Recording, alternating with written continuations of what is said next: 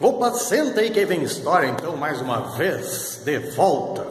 Bora lá, hoje a gente vai ver então um pouquinho, vai entender então um pouquinho aí da transição da Idade Média para a Idade Moderna, daquilo que os historiadores convencionaram chamar de Idade Média e Idade Moderna. O marco formal lá para a divisão da história, né, aquela linha do tempo, aquela divisão tradicional em períodos que a gente já abordou em outro vídeo, é o ano de 1453, a chamada tomada de Constantinopla pelos turcos. É o fato que formalmente lá os historiadores franceses, né, escolheram para delimitar o fim da Idade Média e o início da Idade Moderna. Porém, o contexto é muito mais amplo do que isso. Tem pelo menos aí 4 aspectos que a gente tem que analisar para entender esse contexto aí de transição, né? O que foram essa longa transição, na verdade, das chamadas eras históricas aí, né? A gente tem que entender esse contexto a partir de 4 elementos-chave. Vamos ver lá então quais são eles. Em primeiro lugar, em termos políticos, é o período, né, séculos ali 15, 16, 14, 15, 16, 17, é o período de progressivo aumento do poder dos reis do período, né? Então é o período de concentração de poderes nas mãos do rei, que a gente vai conhecer depois, que vai ficar conhecido, né, na Idade Moderna como clássico absolutismo, aquela excessiva, aquela absoluta, aquela ilimitada concentração de poderes nas mãos dos reis da época, né? Então isso aí começa ali com a decadência ali do feudalismo. Certo? É o primeiro aspecto, então. Aliás, sobre isso, né, para a gente não precisar aprofundar muito aqui, já que já tem um outro vídeo, sobre isso, dá uma olhada nesse vídeo que está em cima, a indicação aí, em pretinho aí, que a gente já tem um vídeo, né, explicando direitinho, né, explicando melhor o que é o absolutismo, e teóricos, os principais teóricos que defenderam e que argumentos utilizaram para defender o absolutismo. Tá? Então dá uma olhada ali naquele linkzinho que apareceu, que tu vai entender melhor. Esse é o primeiro aspecto que a gente tem que entender para entender essa transição, né? O que foram esses conturbados séculos 14, 15, 16, certo?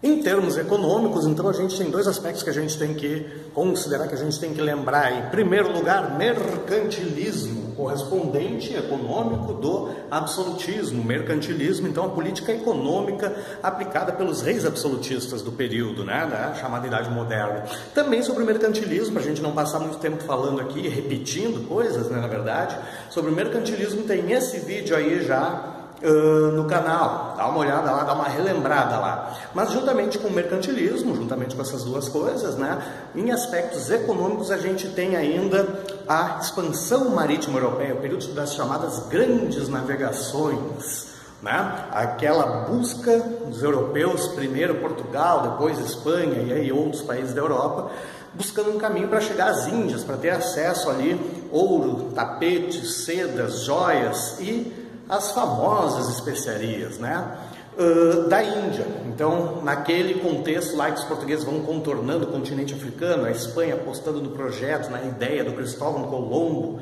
esse menino dizendo que a Terra era redonda, olha só, século XXI, hoje gente dizendo que a Terra é plana ainda, loucura, loucura. Espanha, então, né, tentando dar a volta ao mundo e tal. Esse projeto da expansão marítima se insere, então, no mercantilismo, né, e se insere, obviamente, também nessa política absolutista, já que a expansão marítima era um projeto do rei, era um projeto de governo, certo? Então, isso faz parte também desse contexto aí de transição entre Idade Média e Idade Moderna. Mas essa transição também, ela vai se espelhar, ela vai acontecer também em mais 2 aspectos ainda. Cuida aí quais são.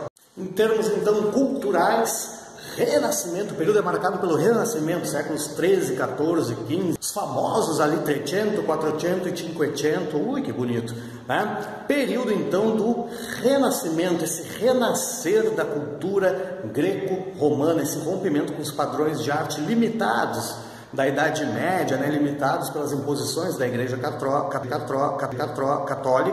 Então, o período principal ali, então, desses novos de efervescência cultural, com esses novos padrões, principalmente artísticos, artes plásticas, pintura, escultura de uma maneira geral, mas que vai se refletir também nas ciências e na literatura e tal, né, nas ciências ali com Copérnico, Galileu, na literatura principalmente então com Shakespeare e Cervantes em especial, tá? Mas então é uma nova forma, novos padrões de arte de uma maneira geral, novos padrões de cultura que vão marcar esse período, que em termos de política, economia, né, já estão registrando, já estão sendo responsáveis por grandes mudanças, em termos culturais também, então essas mudanças vão se fazer sentir.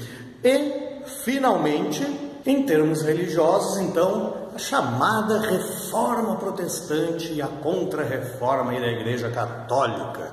Reforma Protestante, as reformas protestantes, né, tiveram início lá em 1517, 31 de outubro de 1517, com Lutero lá pregando as 95 teses na igreja de Wittenberg e tal, denunciando práticas podres, corruptas, né, imorais da igreja católica na época e tal, e que resultou, a gente vai fazer um vídeo mais tarde sobre isso, né, e que resultou então no rompimento, né, com a igreja católica, na excomunhão primeiro, né, do Martinho Lutero da igreja católica, e ele vai criar então uma nova igreja, né, a igreja que vai levar o nome dele, Igreja Luterana, tudo isso na Alemanha.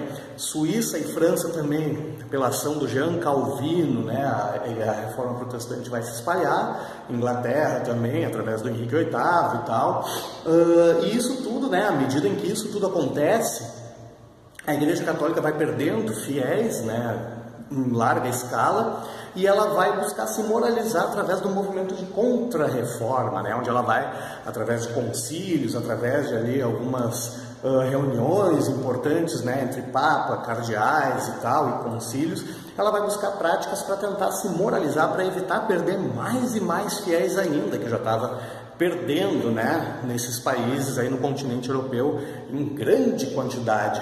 E vai sair daí também, e aí isso tudo vai se fechar a partir daí também, né, para compensar essa grande quantidade de fiéis que a Igreja Católica está perdendo na Europa, ela vai buscar esses novos fiéis na América, né, nesse novo mundo. Então, a partir do início da colonização da América, já vão vir sempre padres, bispos, freis e tal, para catequizar, né, os povos nativos, vão vir junto, né, com a concordância, com a anuência aí dos reis e tal. Então isso tudo se fecha. Isso tudo vai acontecer nesse período aí, do século XIV, XV, XVI, vai ser esse período de grande efervescência. Lá os historiadores franceses do século XVIII, a gente já falou disso em outro vídeo, está até passando o linkzinho aí agora, né, vão escolher, né, o ano de 1453, queda do Império Bizantino e tal, aquilo que havia sido o antigo Império Romano do Oriente. Vão escolher esse fato então para representar o fim, para assinalar como se fosse ali o fim da Idade Média, início de uma nova era histórica, né, da Idade Moderna. Mas em termos históricos é tudo isso aí que está acontecendo. Pega aí.